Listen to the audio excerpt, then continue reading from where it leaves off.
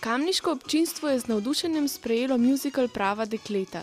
To je avtorski projekt Tine Gorenjak in režijski prvenec Zvezdane Mlakar, ki se je zgodil 28. februarja tudi v Domu kulture Kamnik.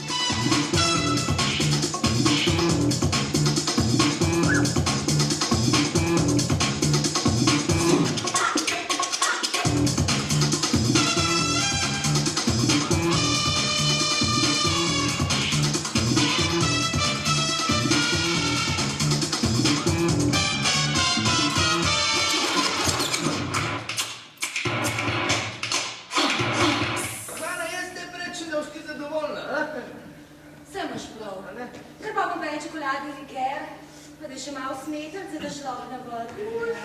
No in kaj ona dela? Umetnica je. Umetnica z bogatim fotrom. Se pravi, odkrila mu je fotrovo denarnico. Hkrati muzikal prikaže situacijo na slovenski estradi in se iz glasbenikov tudi večkrat ponorčuje.